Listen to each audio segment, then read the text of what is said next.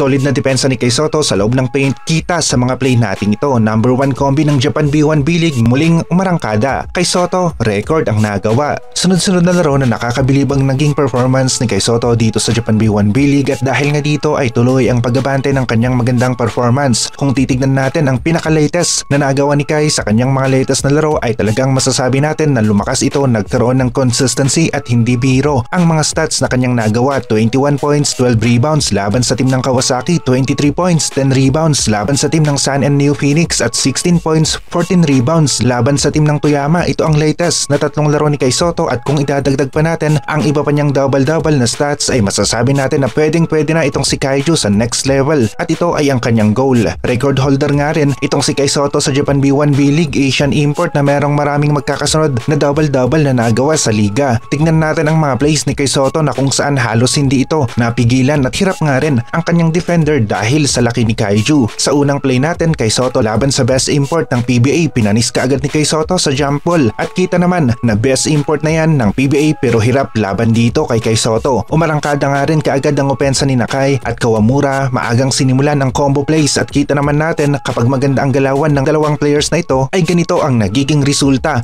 mga alley-oop plays na mahirap mapigilan. Sa replay natin kitang-kita yung pick and roll sequence bago nakalapit si Kay Soto sa ring. Nakapwesto na nga rin si Kay Soto malapit sa basket. Sa pagkakataong ito na screen out ang best import ng PBA, bola nahulog na lamang sa mga kamay ni Kay Soto, rebound para sa kanya. Best import ng PBA tumira sa harapan ni Kay Soto pero depensa ni Kay mahaba ang galamay, pressure kontra sa tira ng kalaban, ipinakita ni Kay Soto, mintis ang tira ng kabilang team, rebound nakuha ng Yokohama. Isa na namang magandang galawan ang pinakita ni Kay Soto dito, dalawa silang umaatake sa basket, parehong malaki. Kay Soto nakalapit sa ring, defenders nalito, pinasa kay Kay Soto ang bola, ganda ng play na ipinakita nila dito. Tulungan ng Yokohama players dito, good defense ang nagawa. Kay Soto naman nag-abang para sa rebound, teamwork kanilang naipakita sa depensa. Dito na naman good defense ang nagawa ni Kay sa loob ng paint, hindi tumuloy ang opensa ng kanilang kalaban. Napapasa sa labas, umatake ulit pero Kay Soto pa rin ang nagbabantay sa loob ng paint, mintis ang tira ng kanilang kalaban. Kay Soto natapik ang bola papunta sa kanyang kakampi. Maganda naman ang pasa ni Kay sa kanyang kakampi, nakita na mas malapit ito sa ring at libre ang kanyang kasama, binigay ni Kay ang bola, pasok ang tira, puntos ng Yokohama, assist naman para kay Kay Soto. Dito naman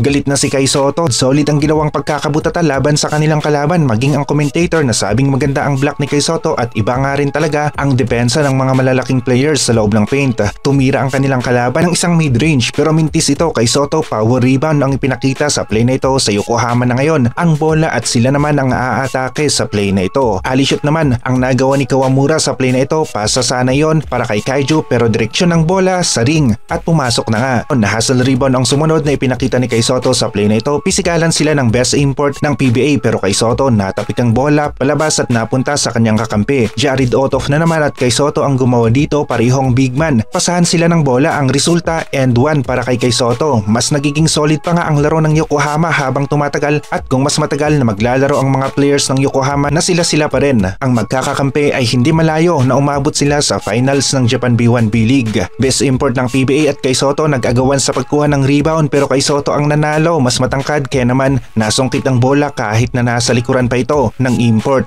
Kay Soto sa loob ng paint, pumoste, foul agad ang binigay ng kanyang defender sa play na ito, isang senyales na mahirap pigilan si Kay sa loob ng paint.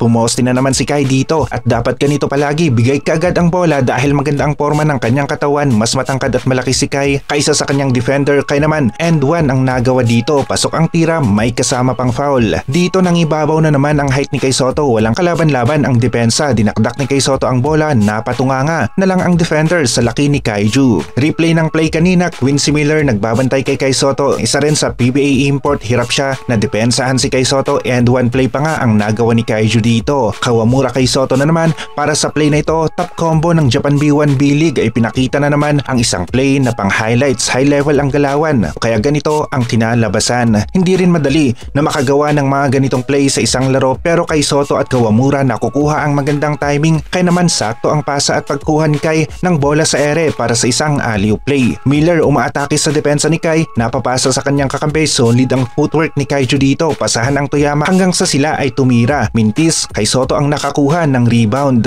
Napapangiti na lamang sina Kay Soto at Kawamura sa mga play na kanilang nagagawa at magiging solid pa ito habang nagtatagal na sila ay naglalaro sa team ng Yokohama. Replay na naman ng play natin natin, malinis ang pagpasok ni Kai Sotto sa loob ng paint, Kawamura. Mataas ang pasa, ang resulta isang astig na alley-oop play. Rebound play na naman ang nagawa ni Kai, nagsisipag na pumasok sa loob ng paint para sa magandang pwesto at nakukuha nga rin niya ang rebound, kaya naman double-double ang kanyang nagawa sa larong ito. Isa na namang inside play ang nagawa ni Kai Sotto dito, pumasok ito sa shaded area. Mismatch na naman, Kai Sotto nilagay na lamang ang bola sa ring. Kitang-kita naman, angat na angat ang laro ni Kai laban sa mga import at local ng Toyama Grouses. Butatan na naman ang inabot ng player ng Toyama sa play na ito. Depensa ni Kai Sotto sa loob ng paint, hindi talaga may pagkakaila. Nakailang block si Kaiju sa game na ito. Hindi nga rin biro ang 14 rebounds na nagawa ni Kai Sotto at ito ay dahil na rin sa magandang pagpwesto kasama ng kanyang height. Panalo ang team ng Yokohama sa game na ito laban sa team ng Toyama at best import ng PBA nahirapan rin dito kay Kai Sotto. Record nga rin ang nagawa ni Kai, siya lang ang nakapagtala ng sunod-sunod na double-double dito sa Japan B1B League na Asian import at dahil dito ay mas napapansin pa siya ng mga NBA scouts. Hindi nga rin malayo na posible nang ang maabot ni Kai ang isa pa niyang goal ngayong taon.